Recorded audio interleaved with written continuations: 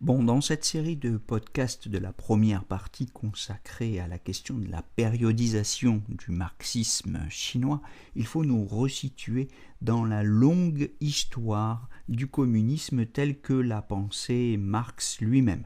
Marx ne pouvait évidemment pas imaginer que le marxisme, c'est-à-dire son communisme, allait prendre en Chine un tournant si particulier, des caractéristiques si originales, et il ne pouvait pas non plus imaginer qu'en retour, les Chinois allaient inscrire le socialisme dans une histoire bien plus ancienne que celle que Marx avait théorisée. On se souvient en effet que Marx ne distinguait que trois types de socialisme. D'un côté, le socialisme réactionnaire, de l'autre, le socialisme conservateur ou bourgeois, et de l'autre, enfin, le socialisme et le communisme critico-utopique. Il leur reproche de ne voir dans le prolétariat, je cite, aucune spontanéité historique, aucun mouvement politique qui lui soit propre. Il leur reproche encore de ne considérer ce prolétariat, je cite, que comme la classe la plus souffrante. Il leur reproche de ne pas analyser les conditions historiques de l'émancipation de ce prolétariat et d'élaborer, je cite, une organisation de la société fabriquée de toutes pièces afin d'améliorer les conditions matérielles de la vie pour tous les membres de la société, même les plus privilégiés. Fin de citation. Il leur reproche d'avoir été aveugles à la notion de lutte des classes et de s'opposer, je cite, avec acharnement à toute action politique de la classe ouvrière. Voilà ce qu'écrit Karl Marx dans le manifeste du Parti communiste suivi de la lutte des classes, Paris, UGE, 1962, pages 58 à 60. Or voilà, avec la Chine maoïste, advient une forme originale de socialisme, un socialisme à la chinoise. Le concept n'est pas de Mao, toutefois, soulignons-le, mais de Deng Xiaoping, son successeur. Après les ponctuations de la longue histoire maoïste de 1921 à 1976, en passant par la fondation de la République populaire de Chine en 1949, on peut remarquer que c'est au cours de la deuxième étape de cette histoire du socialisme chinois que fut à proprement parler inauguré le syntagme nouveau de socialisme à la chinoise.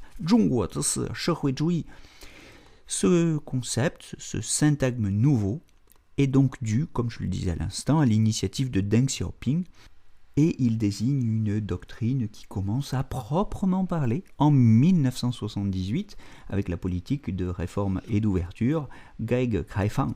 Cette politique de réforme et d'ouverture désignant la doctrine Deng Xiaoping proprement dite. Après la période de Mao et celle de Deng Xiaoping, vient la troisième phase qui est celle du XXIe siècle, dans lequel Jiang Zemin l'a fait entrer avec sa théorie des trois représentations, Sang Dai Biao. Au sujet de cette théorie, disons qu'elle fait office de doctrine officielle de la Chine sous Jiang Zemin, donc après 2001. Elle est votée au cours du 16e congrès national du PCC en 2002, et on peut n'y voir qu'une reformulation rhétorique de la politique de Deng Xiaoping parce qu'elle reste axée sur le développement économique de la Chine, mais on peut souligner tout de même que le concept de trois ici renvoie aux trois catégories de forces ou classes sociales du pays, les forces productives progressistes, les forces intellectuelles et les intérêts fondamentaux de la majorité de la population chinoise qu'il s'agit, au-delà de la lutte des classes, d'unir dans un même effort de construction nationale. En un mot, pour le dire comme Jiang Zemin, en un mot, notre parti doit toujours représenter, dit Jiang Zemin donc, les demandes de développement des forces productives progressistes chinoises, représenter l'orientation de la culture d'avant-garde et représenter les intérêts fondamentaux de la majorité de la population du pays. Voilà ce qu'écrit donc Jiang Zemin dans un discours au rassemblement pour marquer le 80e anniversaire de la fondation du Parti communiste chinois. Texte reproduit dans le quotidien du peuple, Renmin Zhebo, le 2 juillet 2001. Cette troisième phase a été continuée par la théorie du développement scientifique, qui est la théorie du président Hu Jintao, développement scientifique, Ke Fajian en chinois. C'est le nom de la nouvelle doctrine officielle de la Chine votée par le 17e Congrès national du PCC dans un contexte polémique marqué par l'opposition de la clique de Shanghai, qui prolonge et enrichit les doctrines du socialisme à caractéristiques chinoises de Deng Xiaoping et de Jiang Zemin, en articulant désormais explicitement le développement économique et scientifique de la Chine à une exigence d'harmonie sociale. Voilà pour cette remise en perspective du socialisme à la chinoise depuis Mao, Deng Xiaoping, Jiang Zemin et Hu Jintao. Dès les premières pages du tome 2 de la gouvernance de la Chine, en note pour la présente édition, Xi Jinping est présenté comme l'auteur d'une variation significative de cette doctrine du socialisme à la chinoise, qui se réclame néanmoins comme sa fidèle héritière, comme sa fidèle continuatrice, comme je l'ai déjà longuement répété dans de précédents podcasts.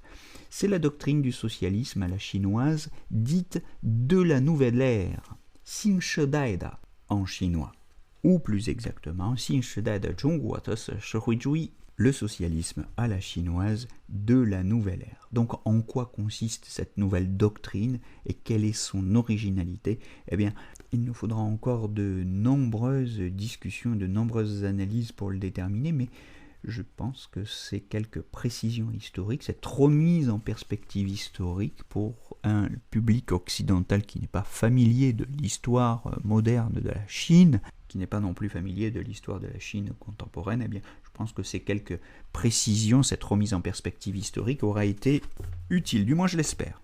Mais avant d'approfondir encore l'analyse de ce socialisme à la chinoise de la nouvelle ère qui commence en 2012, n'est-ce pas, avec l'arrivée de Xi Jinping au pouvoir, je vous propose de nous retrouver prochainement pour un podcast consacré à l'analyse du marxisme sinisé par Mao, puisque c'est de lui que la doctrine Xi prétend hériter.